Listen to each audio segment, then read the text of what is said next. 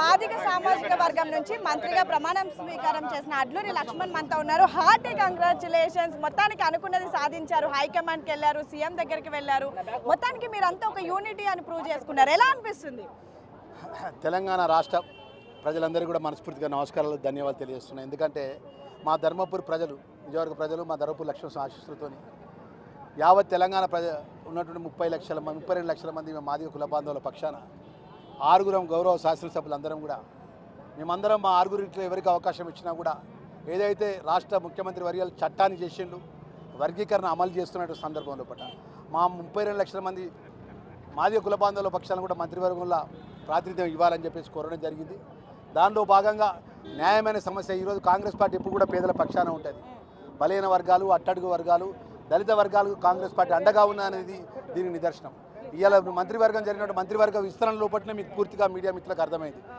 ఒక బీసీది, దళిత వర్గానికి చెందినటువంటి ఒక షెడ్యూల్ కాస్ట్, ఒక మాల వర్గం, ఒక మాదిగ వర్గం ఉన్నటువంటి డాక్టర్ వివేక్ గారిని అదేదో మాదిగ వర్గం నుంచి నాకు ఇవ్వడం అనేది రాష్ట్ర ముఖ్యమంత్రి గారు, అదే రాహుల్ గాంధీ గారు, సోనియా గాంధీ గారు, మల్లికార్జున ఖార్గే గారు, మా మంత్రివర్గం ఉప చీఫ్ మినిస్టర్ గారు వారి యొక్క ఏదైతే తెలంగాణ ప్రజలకు సమన్యాయం జరగాలనే ఒక ఉద్దేశంతోనే ఈ అవకాశం వచ్చింది. ఒక సామాన్య కార్యకర్తకు అవకాశం దొరకడం అనేది నా జీవితంలో మర్చిపోలేనటువంటి సంతోషకరమైన దినం. విద్యార్థి దశ నుంచి మీరు ఉన్నారు రాజకీయాల్లో. ఈ రోజు మొదటిసారిగా ఎమ్మెల్యేగా గెలిచి మంత్రి పదవిని పొందారు. ఎలా అనిపిస్తుంది మీకు? యాక్చువల్ 2018లో నేను గెలిచిన మేడం. నేను గెలిచినాక నన్ను ఓడగొట్టిండు. అప్పటి నుంచి గెలిచి ఓడినా కూడా నేను ప్రజల మధ్యలోనే ఉన్నా. అంటే నేను జిల్లా పరిషత్ చైర్పర్సన్గా పనిచేశాను, ఎస్సీ కార్పొరేషన్ చైర్మన్గా పనిచేశాను ఈ రాష్ట్రానికి. పోయినసారి గెలిచినాక ఓడగొట్టిండు, అయినా ప్రజల మధ్యలో ఉన్నా. ఈరోజు గౌరవ ముఖ్యమంత్రి వర్యులు, గౌరవ డిప్యూటీ చీఫ్ మినిస్టర్ గారు, మంత్రులంతా కూడా న్యాయమైన సమస్య విషయంలో పట్ల మేము అడిగేటువంటి ఏదైతే హక్కు అమలు చేసింది. రాహుల్ గాంధీ ఖర్గే ఎస్కి వర్గీకరణ తర్వాత మీకు అవకాశం కల్పించడం, అన్ని సామాజిక వర్గాలకు న్యాయం కల్పించడం ఎలా చూస్తారు? దీన్ని హైకమాండ్కి ఏం చెప్తారు? ఇది హైకమాండ్కి మనస్ఫూర్తిగా ధన్యవాదాలు. జన్మంతా రుణపడి ఉంటాం. మా బీసీలము, మా దళిత, అన్ని వర్గాల ప్రజలంతా కూడా. ఎందుకంటే అన్ని వర్గాలు న్యాయం చేసిన ప్రభుత్వం ఏదంటే కాంగ్రెస్ పార్టీ ప్రభుత్వం అనే విషయాన్ని తెలియజేస్తున్నాం. అన్న, చివరిగా ఏమైనా ఎక్స్పెక్ట్ చేస్తున్నారా? ఏముండబోతుంది? ఏ మంత్రి ఇచ్చినా చేస్తానమ్మా చెల్లె.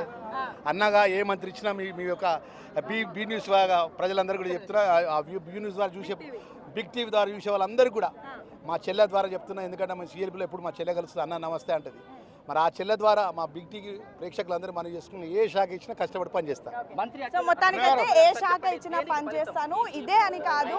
మొత్తానికి మా మాదిగ ఎమ్మెల్యేలు అందరం కలిసి వెళ్ళి హైకమాండ్ని కలిసాము, అదేవిధంగా ముఖ్యమంత్రిని కలిసాము. మేము కలిసినందుకు మాకు ఫలితం లభించింది. ఎస్సీ వర్గీకరణ తర్వాత మాకు ఈ అవకాశం రావడం చాలా ఆనందంగా ఉంది. అండ్ మోరవర్, నేను విద్యార్థి దశ నుంచి కూడా రాజకీయాల్లో ఉన్నాను. మొదటిసారిగా ఎమ్మెల్యేగా గెలిచిన తర్వాత నాకు మంత్రి పదవి రావడం చాలా ఆనందంగా ఉంది. నాకు ఏ పోర్ట్ఫోలియో ఇచ్చినా సరే నిబద్ధతతో పనిచేస్తానని అయితే విప్ అడ్లూరి లక్ష్మణ్ ప్రస్తుతం మంత్రిగా బాధ్యతలు స్వీకరించిన తర్వాత బిగ్ టీవీతో చెప్పినటువంటి అంశం. వీడియో జర్నలిస్ట్ నరసింహతో హేమ, బిగ్ టీవీ, రాజ్భవన్.